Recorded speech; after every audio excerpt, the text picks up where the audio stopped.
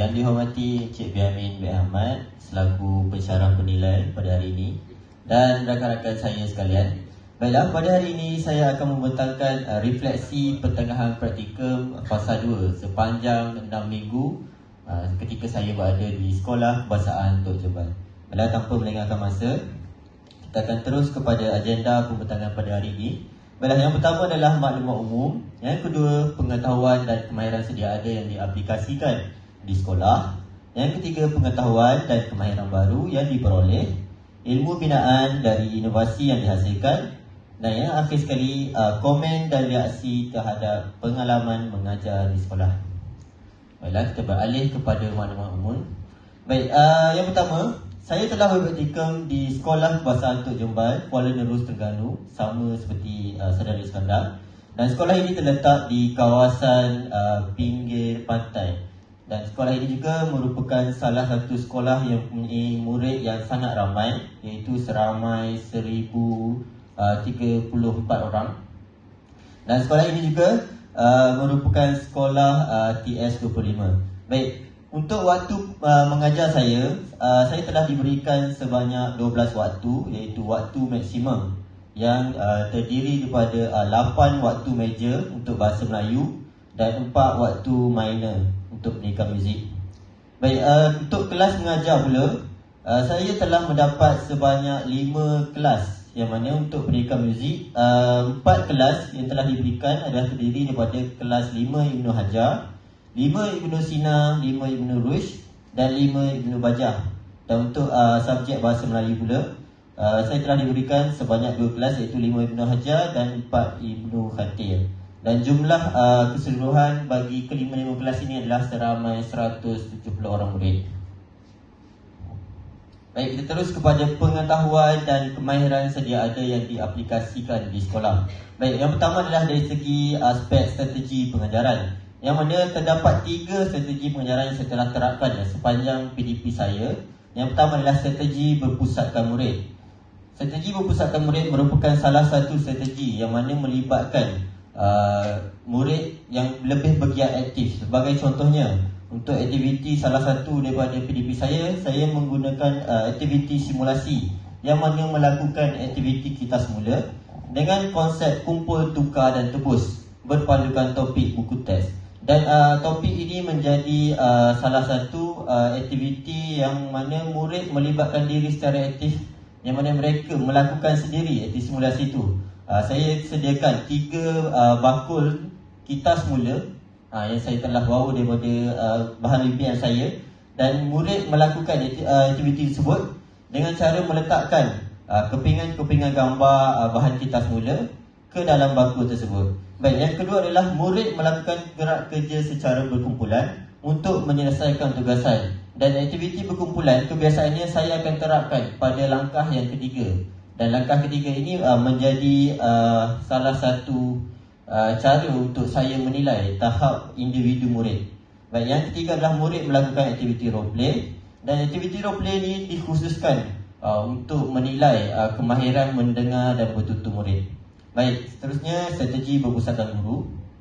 Untuk strategi berpusatkan guru, guru lebih bergiat aktif ataupun semua bahan yang disediakan oleh guru akan diberikan kepada murid. Sebagai contohnya, guru memperkenalkan rumus ringkas berkaitan dengan kata nafi. Dan rumus ringkas ini telah diaplikasikan pada salah satu PDP saya, yang mana saya telah menghasilkan satu rumus, dan rumus ini merupakan salah satu inovasi yang saya akan bentang sekejap lagi. Baik, yang kedua adalah guru menunjukkan cara mendeklamasikan sajak dengan betul kepada murid. Cara mendeklamasikan ini adalah termasuk dalam aspek intonasi, sebutan dan sebagainya.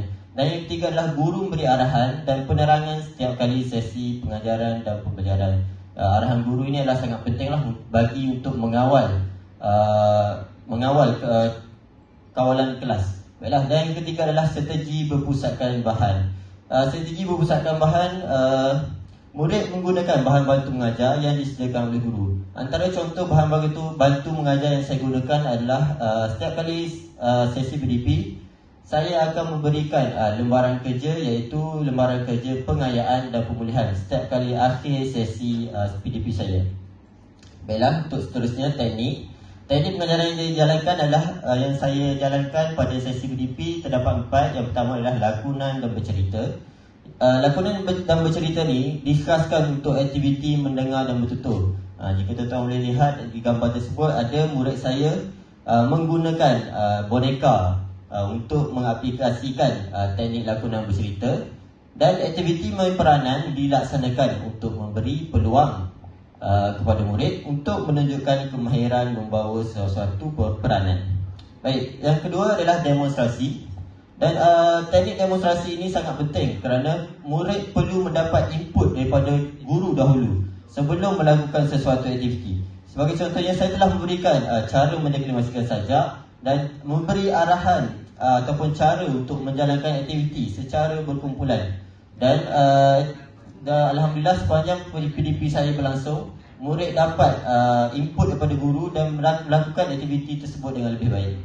Baik, yang ketiga adalah teknik nyanyian.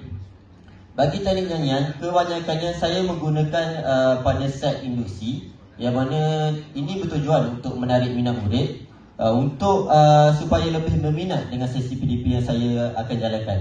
Dan kemudian teknik nyanyian juga untuk memudahkan murid untuk menghafalkan ataupun untuk mengingat sesuatu rumus tata bahasa. Sebagai contohnya, Saudara Iskandar, dia menggunakan lagu Kamata. Jadi saya juga aplikasikan hasil perbincangan saya dengan dia. Saya juga aplikasikan lagu-lagu tersebut sebagai salah satu teknik untuk menghafal rumus tata bahasa. Baik, yang teknik yang terakhir adalah eksplorasi. Eksplorasi merupakan salah satu teknik yang mana melibatkan murid lebih mendalami ataupun merasai pengalaman belajar di luar bilik darjah. Sebagai contohnya, dalam gambar tersebut, murid-murid saya dibawa keluar daripada kelas untuk mencari bahan PDP yang telah saya sediakan. Kemudian setelah melakukan aktiviti eksplorasi tersebut, murid akan masuk semula ke kelas dan memberitahu apa input yang mereka dapat. Dan teknik ini akan menjadikan sesi PDP lebih menarik dan juga murid lebih bergiat aktif semasa melakukan aktiviti. Baiklah, pengetahuan dan kemahiran umum. Kemahiran yang pertama adalah kemahiran komunikasi, dan kemahiran komunikasi ini merupakan adalah kemahiran yang sangat penting kerana kita lihat latar belakang warga SK Tok Jumbai yang mana terdiri daripada anak-anak pensyarah UNIZA, anak-anak pensyarah UMT dan juga anak-anak polis daripada PGA. Jadi kemahiran komunikasi ini perlu mengikut tahap yang sesuai, dan bahasa yang digunakan adalah sesuai dengan tahap keupayaan murid. Sebagai contohnya, penggunaan dialek Terengganu saya juga terapkan, walaupun saya bukan orang Terengganu, saya juga terapkan untuk mendekatkan diri lagi dengan lebih murid supaya sesuai dengan tahap mereka. Baik, yang kedua adalah kemahiran pedagogi, yang mana penerapan amalan pembelajaran abad ke-21. Pembelajaran abad ke-21 ini banyak diterapkan dalam PDP saya. Sebagai contohnya aktiviti team share, gallery walk dan sebagainya lah. Baik, kemudian untuk pengurusan co-curriculum pula, baik, saya juga perlu mengetahui tugas dan tanggungjawab guru dalam melaksanakan co-curriculum. Baik, pada minggu pertama praktikum kami juga telah berjumpa dengan penerokan dan co-curriculum, dan kami juga telah mendapat tugas yang mana saya telah memegang jawatan sebagai seorang guru pembimbing bagi unit Persatuan KRS dan juga unit Persatuan Bahasa Melayu. Baik, kemudian yang terakhir adalah pengurusan bilik darjah. Baik, bagi pengurusan bilik darjah, saya telah menerapkan model asertif kantor sebagai salah satu panduan untuk saya mengawal kelas. Model asertif kantor ini adalah tujuan untuk melatih murid untuk menerima konsekuen bagi tindakan mereka. Dan model ini juga mengamalkan konsep guru dan murid mempunyai hak masing-masing. Baik, seterusnya konsep pengurusan bilik darjah yang efektif, yang mana dari segi kawalan kelas, saya juga telah menerapkan peraturan-peraturan yang mudah seperti ketika guru bercakap, mana tak ada suara lain selain daripada suara cikgu yang mengajar. Baik, kemudian tindakan susulan yang strategi, yang mana saya telah setiap kali sesi PDP saya telah melakukan refleksi dan Hasil verifikasi tersebut saya dapat menganalisis kekuatan dan kelemahan saya semasa saya menjalankan PDP tersebut. Jadi melalui cara itu saya dapat mengeluarkan ataupun memikirkan cara untuk melakukan penambahbaikan untuk sesi PDP akan datang. Baiklah, pengetahuan dan kemahiran baru yang diperolehi. Baiklah, yang pertama, melaksanakan PLC bersama guru pembimbing. PLC adalah Professional Learning Communities, yang mana saya pada minggu pertama ataupun boleh kata setiap minggu saya akan merujuk kepada guru pembimbing saya, iaitu Puan Noraini, untuk mendapatkan idea ataupun pandangan ataupun cara untuk sepanjang saya berada di sekolah tersebut. Baik, kemudian yang kedua, menguruskan pergerakan murid ketika program. Yang ini selalu bagi kami berempat di SK Tok Jembal, seringkali kami diarahkan untuk mengawal pergerakan murid. Hal ini kerana murid yang ramai sudah tentunya akan sukar untuk dikawal. Murid di SK Tok Jembal adalah 1000 lebih. Jadi pergerakan murid ini adalah sangat penting bagi untuk mengelakkan sebarang kemalangan yang tidak diinginilah. Baik, yang ketiga adalah mengetahui strategi pengajaran yang mengikut sesuai mengikut tahap murid. Kemudian yang keempat adalah menyemak dan menanda buku murid. Okey, sebelum ini kita hanya bagi praktikum fasa 1, khususnya batch kami hanya menanda buku murid ni ataupun menanda tugasan murid ni secara dalam talian saja. Bila untuk praktikum fasa 2, kami dapat merasai sendiri, pegang pen, kemudian tanda dengan pen merah. Dia adalah sesuatu kemahiran yang baru bagi saya. Baik, yang kelima adalah rutin guru sepanjang sehari persekolahan. Baik, rutin guru sepanjang sehari persekolahan, jadi kami dapat merasakan sendiri di mana daripada pagi kami mencatatkan kehadiran, kemudian pada waktu rehat macam mana, dan pada setiap kali sesi PDP apa yang perlu dilakukan dan sebagainya lah. Baik, kemudian yang terakhir, yang keenam, atur cara dan protokol sesuatu majlis. Sekolah Kebangsaan Tok Jembal telah melakukan satu majlis Hari Kemenjadian Murid, dan Hari Kemenjadian Murid ini menjadi memberi satu pengalaman untuk bagi saya lah, kerana di sini saya dapat belajar atur cara dan protokol, yang mana kami sendiri juga dikehendaki untuk mengiringi VIP untuk memberikan hadiah kepada murid. Baik, yang seterusnya menjadi guru pembimbing bercara berirama. Baik, ini juga pengalaman yang sangat baru bagi saya, kerana saya sebelum ini tidak pernah terlibat dengan aktiviti bercara berirama. Jadi kami telah dilantik sebagai guru pembimbing, yang mana kami perlu memikirkan teks atau lirik tu kami yang hasilkan, dan persembahan tersebut juga telah dijalankan pada waktu Hari Kemenjadian Murid tersebut. Baik, yang terakhir adalah pelaksanaan PDP secara bersemuka di bilik darjah. Sebelum ini kami hanya melakukan secara atas talian. Jadi untuk praktikum fasa 2, ini adalah satu pengalaman yang baru bagi kami. Baik, yang seterusnya adalah ilmu dan inovasi yang dihasilkan. Baik, antara inovasi yang saya hasilkan adalah kit Runa. Baik, kit ini adalah merupakan kit yang dihasilkan sewaktu saya melakukan pendidikan, yang mana isu bagi kit ini adalah murid tidak memahami penggunaan kata nafi. Jadi melalui kit ini murid lebih untuk memahami kata nafi. Baik, untuk pendidikan muzik pula, saya telah menggunakan kit recorder, yang mana kit ini boleh digunakan untuk menentukan note ataupun untuk menghasilkan penjarian yang betul. Baik, seterusnya yang terakhir adalah komen dan reaksi terhadap pengalaman mengajar di sekolah. Baik, untuk yang dari segi aspek kekuatan, guru-guru dan staf sekolah yang sentiasa mengambil berat, yang mana para mentadbir sangat suportif, sangat memberi sokongan kepada kami untuk meneruskan praktikum di sekolah tersebut. Dan yang kedua, pelbagai aktiviti dan program sekolah diadakan. Seperti yang kamu tahu semua, pada akhir sesi takwim sekolah, sudah pastinya banyak program yang dijalankan. Baik, dari segi kelemahan pula, sebahagian daripada bahan bantu mengajar dibina terlalu kecil, yang mana berlaku semasa PDP saya, di mana saya telah menggunakan sticky note, dan sticky note itu ditampalkan di papan putih, dan saya mendapat komen daripada pensyarah saya yang sticky note ni sangat tidak efisien kerana murid tidak dapat untuk melihatnya dengan lebih jelas. Baik, yang kedua adalah pengurusan masa semasa sesi PDP, di mana mungkin ini pada awal minggu, yang mana langkah dalam RPS tu sangat berterabur dan tidak mengikut waktu lah pada awal minggu. Kemudian pada minggu seterusnya saya menambah baik RPS saya. Baik, untuk dari segi peluang, mengetahui gerak kerja sebagai seorang guru di lapangan. Dan yang kedua, meningkatkan kemahiran soft skill dan kepimpinan diri. Kemahiran soft skill ni termasuklah kemahiran intrapersonal dan interpersonal.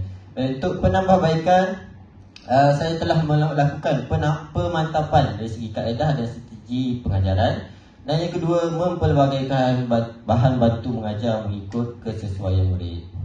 Baiklah, itu sahaja dari saya. Saya akhiri undangan saya dengan kata-kata hikmah. Jadilah seorang guru yang rajin memberi, bukan seorang guru yang rajin memarahi. Sedangkan seorang guru adalah cerminan perwatakan murid. Sekian, terima kasih.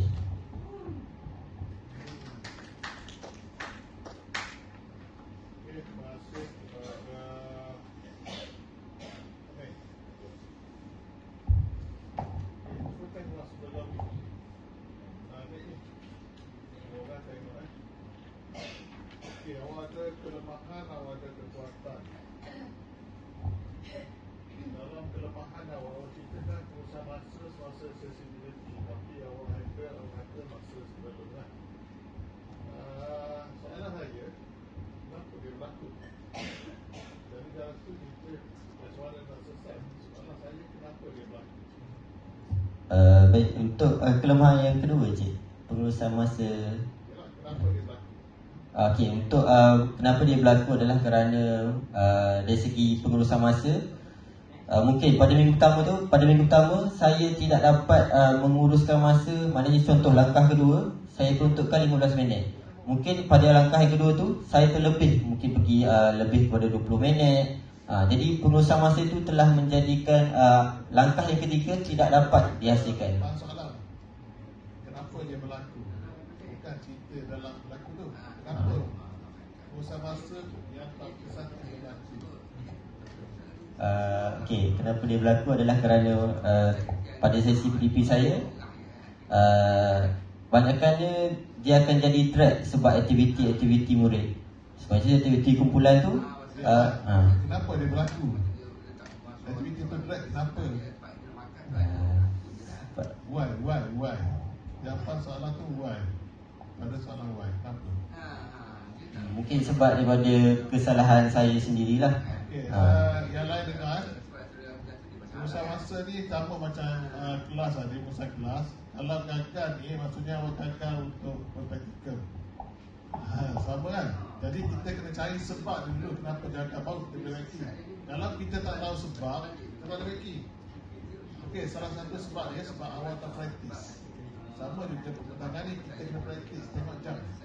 Ada jam tak? Masa buat jam. Itu cara praktis. Jadi praktis kita tu tak semestinya baru masuk praktis. Sebab tu belum kita pergi praktikum, kita jumpa penyedia, apa yang penyedia bagi ilmu-ilmu ataupun tip pada kita. Kalau tip pada saya beritahu pada student saya, malam sebelum mengajar tu, mengajar dulu kawan dia, aku mengajar cermin. Itu cara kita nak usul. Dan pastikan ada jam. Okey, misalnya langkah 1, 5 minit. Kita bercerita 5 minit lah, aktiviti kita tu 5 minit je. Yang mengada-ngada pula, pelajar suka kita tambah 2 minit ni, tak boleh. Itu kita bagi perancangan. Sebab tu dalam kita nak buat nak melakukan praktikum ataupun mengajar ke, kita kena ada satu perancangan. Kita rancang berapa minit? 2 minit. Kalau rancang 2 minit, aktiviti kita 2 minit. Tak boleh lebih daripada 2 minit. Kalau lebih 2 minit maksudnya kita merancang untuk gagal. Kalau kita merancang untuk gagal, itu yang pembosan kelas gagal, itu yang kita punya masa terlebih ataupun terkurang. Kita nak 30 minit, tapi 10 minit dah habis. Sebab apa? Sebab aktiviti kita untuk 10 minit je. Jadi kalau kita buat aktiviti untuk 30 minit, insyaAllah benda tu tak ada masalah. Okey, yang kedua, yang lain pun semua ambil iktibar berkaitan dengan semua baik balik. Baik. Okey. Saya tak faham isu-isu ilmu bedaan, isu murid tidak mengaplikasikan. Yang bahasa Melayu ke muzik, Cik? Tak tahulah bahasa Melayu muzik. Oh, key recorder. Yang ni adalah untuk belikan muzik. Muzik Ya. Pencarian yang betul. Betul ke pencarian yang betul? Ya, betul cik.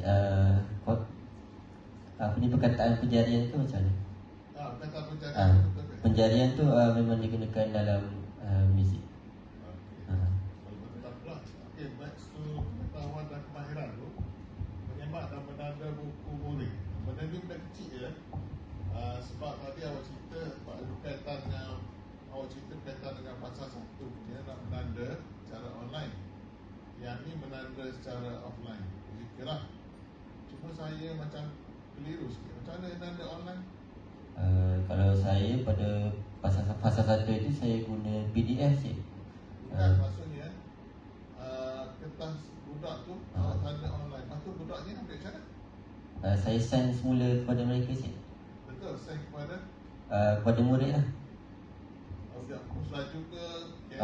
Saya send hasil buat kerja murid tu saya send melalui Telegram. Sebab mereka sendiri PM saya. Apabila mereka PM akan mudah lah untuk hantar. Ada Telegram lah. Jadi apa penugasan dia hantar dalam Telegram. Ya, kemudian nak bantu. Okey, itu saja. Sebab saya tak faham tu awak kata menanda secara online. Saya ingatkan awak ada dalam Zoom tu. Okey, terima kasih. Terima kasih cik.